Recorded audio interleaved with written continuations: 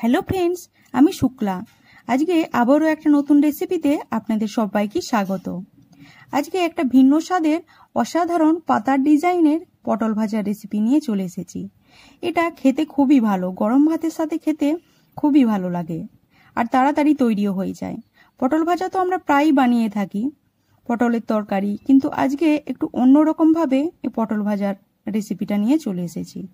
প্রথমে আমি 250 গ্রাম পটল নিয়েছি, ভালো করে ধুয়ে নিয়েছি আর ছুলে নিয়ে পটলটাকে পাতলা পাতলা করে কেটে নিয়েছি দুদিকটাই। এইভাবে একদম পাতলা পাতলা করে কেটে নিয়েছি। তারপর নুন, হলুদ আর লঙ্কাটা মাখিয়ে 10 থেকে 15 মিনিটের মতো রেখে দেবো পটলটাকে।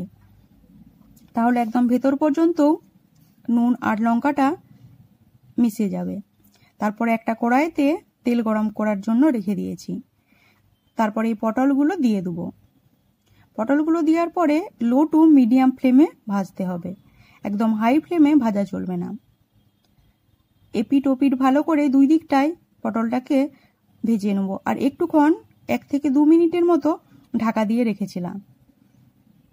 তারপর পটলটা যখন অর্ধেকটা ভাজা হবে তখন একটা মিডিয়াম সাইজের পেঁয়াজ, একটু রসুন কুচি আর কিছু কাঁচা লঙ্কা কুচি দিয়ে দেবো।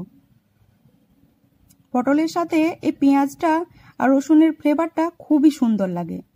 যখন পেঁয়াজটা অর্ধেকটা ভাজা হয়ে যাবে, খুব একদম ব্রাউন করে ভাজা চলবে না, আর পটলটাও ভাজা হয়ে যাবে, তখন তৈরি হয়ে যাবে। এবার গরম ভাতের সাথে পরিবেশন করে নেব। আপনারা অবশ্যই বানিয়ে কিন্তু দেখবেন আর কমেন্টে জানাবেন।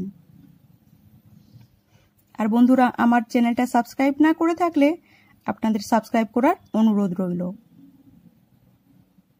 Thank you.